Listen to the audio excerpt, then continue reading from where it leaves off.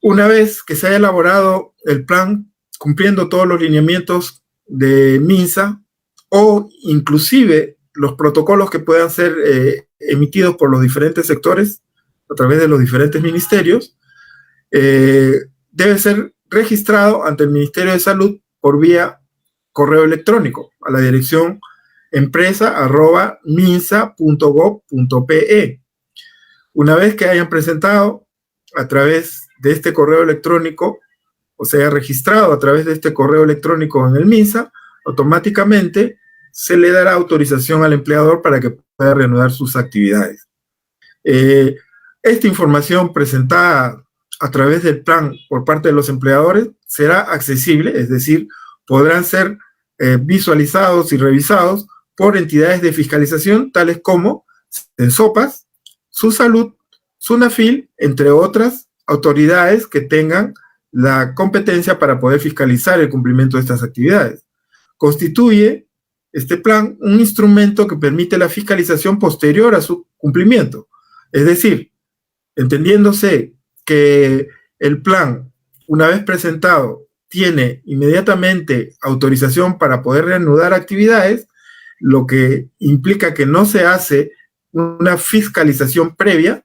Se entiende que la fiscalización se podrá hacer posteriormente a su cumplimiento, es decir, todos los empleadores que hayan registrado su plan ante el Ministerio de Salud podrán ser motivo de fiscalización en el futuro y por consiguiente deberán cumplir todo lo que hayan establecido dentro de su plan de prevención de COVID-19. Los lineamientos que están en la resolución ministerial 448 son 7 y los vamos a señalar. En primer lugar, limpieza y desinfección de los centros de trabajo, es decir, la resolución 448 presenta lineamientos con relación a limpieza y desinfección de los centros de trabajo. Número 2, evaluación de la condición de salud del trabajador previo al regreso o reincorporación al centro de trabajo.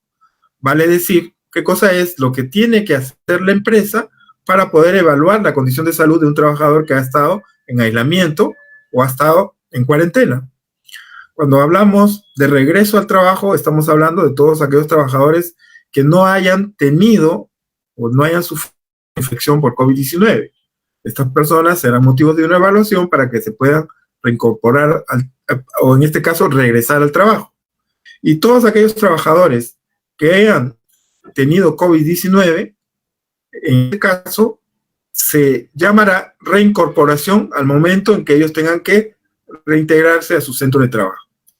Asimismo, como número 3, está el lavado y desinfección de manos obligatorio, número de lavabos, disponibilidad de gel, esquema de monitoreo, entre otros lineamientos que hay que cumplir. Y está específicamente relacionado con una de las principales actividades para evitar el contagio del virus, que es el lavado y desinfección de manos, de mandatoria.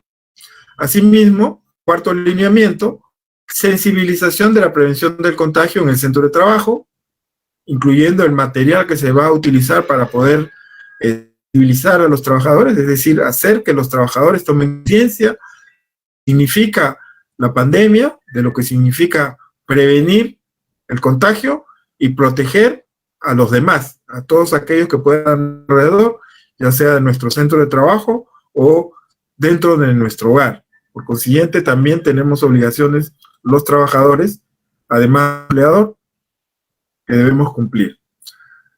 Número 5, medidas preventivas de aplicación colectiva, es decir, todas aquellas medidas que va a tomar el empleador y que servirán como protección a los trabajadores de manera colectiva. Asimismo, las medidas de protección personal, es decir, aquellas medidas que se van a tomar para proteger al trabajador de manera individual.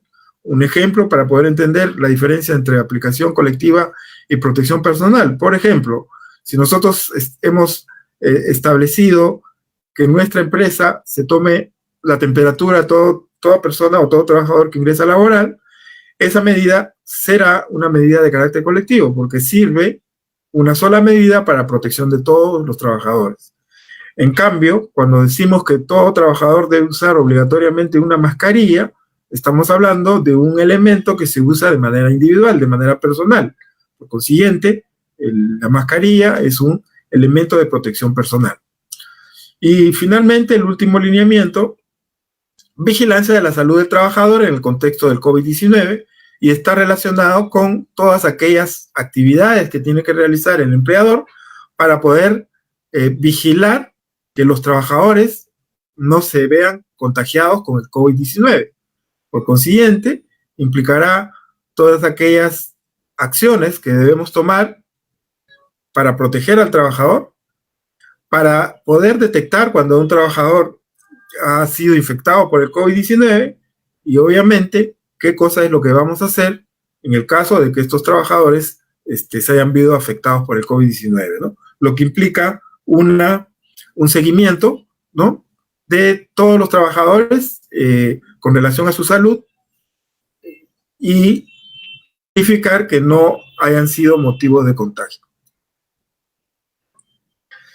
En el proceso de regreso al trabajo, que está orientado a los trabajadores que estuvieron en cuarentena social, es decir, durante todo el proceso o durante todo el periodo de aislamiento o cuarentena, ¿no?, y que no presentaron sintomatología de COVID-19, ni son actualmente casos sospechosos ni confirmados de COVID-19. Es decir, todos aquellos trabajadores que no hayan sido contagiados con COVID-19 tienen un proceso de regreso al trabajo, como ya lo habíamos dicho. En este caso, el regreso es automático. Una vez que la empresa verifica que el trabajador ha estado sano durante todo el proceso de cuarentena, simple y llanamente, luego de haber sido obviamente verificado por un médico ocupacional, será su regreso de manera automática. En el caso de reincorporación al trabajo, es decir, en el caso de los trabajadores que sí hayan sido contagiados por COVID-19, entonces debemos tener en cuenta dos situaciones. Primero, cómo es que se va a establecer la reincorporación del trabajador que haya sido asintomático y cómo es que se va a reincorporar el trabajador que presenta o haya presentado síntomas de COVID-19. En el primer caso, pacientes asintomáticos, el alta se dará 7 días después de la prueba serológica que confirmó el diagnóstico sin necesidad de repetir pruebas. Cuando decimos alta, estamos diciendo el acto médico por el cual el trabajador, a través del médico tratante, es dado de alta, es decir, le está diciendo, usted ya puede reincorporarse a su trabajo. En este caso, cuando se ha determinado el contagio a través de una prueba serológica, o más conocida como prueba rápida, el alta se tendrá que dar a los 7 días a un trabajador asintomático. Si la prueba que se ha utilizado es una prueba molecular, en este caso, el alta se dará 14 días después de dicha prueba. De tal forma de que en ambos casos no haya necesidad de repetir la prueba. Esto en el caso de asintomáticos. Para el caso de pacientes que sí hayan presentado síntomas, el alta se dará 14 días después del inicio de los síntomas, pudiendo extenderse el periodo según criterio del médico tratante, debiendo estar asintomático al menos 3 días. ¿Esto qué significa? Un trabajador que presenta síntomas de COVID, a partir del primer día que presenta síntomas, el alta podrá ser dada por el médico 14 días después del inicio de esos síntomas. Y siempre y cuando, en los últimos días, por lo menos 3 días, el paciente ya no haya tenido síntomas. En ese caso, podrá extenderse el periodo si es que, es decir, pudiera ser mayor a 14 días si es que el paciente todavía continúa con síntomas de COVID-19. En los pacientes moderados o graves, es decir, aquellos pacientes que necesitan de hospitalización con diagnóstico confirmado de COVID, el alta lo va a establecer el médico tratante. Y seguramente esta alta se dará luego de que se haya confirmado que el paciente haya superado la enfermedad y, por consiguiente, una vez que se considera sano, podrá reincorporarse a su centro de trabajo, previa evaluación por el área de seguridad y salud en el trabajo. básicamente el médico ocupacional de la empresa. Para los casos sospechosos, el alta ocurre 14 días después del inicio de síntomas y en contactos cercanos, el alta ocurre 14 días desde el primer día de contacto con el caso confirmado. Acá explicamos. En casos sospechosos son aquellos casos en el cual un trabajador pudiera tener síntomas sin haberse tomado una prueba. Por consiguiente, todo trabajador que presente síntomas de COVID será considerado sospechoso, bueno, hasta que no se confirme la enfermedad. En estos casos, igual forma, tendrá que ocurrir o transcurrir 14 días después del inicio de síntomas, o ya sea en el caso llamado contacto cercano o contactos cercanos, refiriéndose al caso en que los trabajadores hayan estado en contacto o estén en contacto con, por ejemplo, familiares que hayan sido confirmados por COVID-19. Entonces, en ambos casos, casos sospechosos, trabajadores que puedan presentar síntomas sin haberse realizado la prueba, o en el caso de contactos cercanos, trabajadores que hayan tenido contacto con un caso confirmado de COVID, su alta ocurrirá 14 días después del inicio de los síntomas, en el caso sospechoso, y 14 días después del primer día de contacto con el caso confirmado, en el caso de contactos con algún familiar, generalmente, que haya podido tener el COVID de manera confirmada. Los trabajadores en proceso de regreso y reincorporación tendrán que ser sometidos a lo que se conoce como revisión y reforzamiento de capacidades. ¿A qué trabajadores nos referimos? A todos aquellos puestos con actividades que impliquen una probabilidad elevada de generar causa directa de daño a la salud del trabajador, como consecuencia de haber dejado de laborar por aislamiento social obligatorio.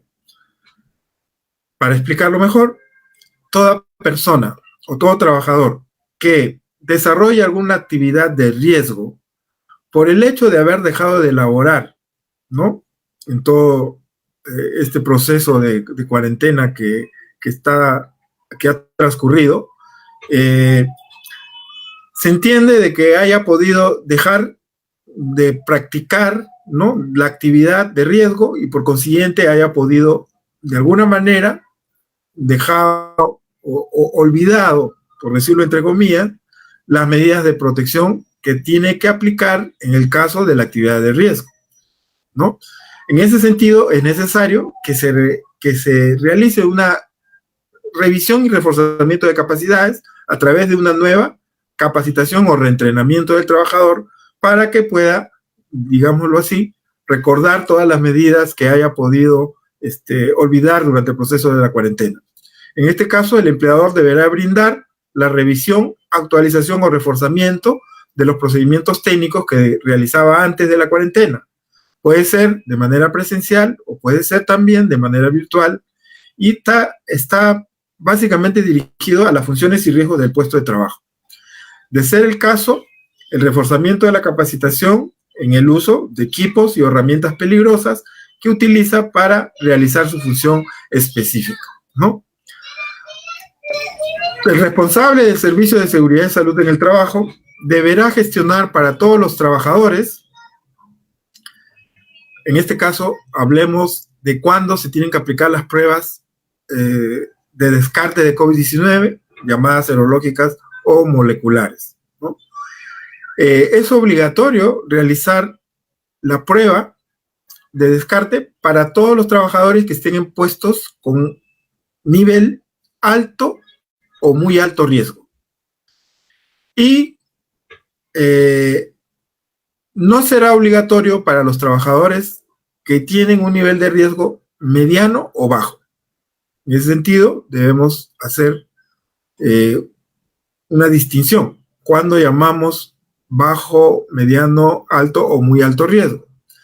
En principio, las personas de bajo riesgo son aquellos trabajadores que no tienen contacto con ninguna persona ajena a su trabajo, ¿no? Es decir, por ejemplo, un trabajador que desarrolla sus funciones en un área administrativa, en una empresa que realiza actividades comerciales. Este trabajador, evidentemente, por realizar funciones administrativas, está en una oficina y no tiene contacto con el público, con los clientes, por ejemplo. Este trabajador será considerado de bajo riesgo. Trabajador que no tiene contacto con terceros ajenos a la empresa o a la actividad que está desarrollando. Los trabajadores que tengan contacto, por ejemplo, con clientes, proveedores o cualquier otro tipo de visitante, serán considerados trabajadores de mediano riesgo. Por consiguiente,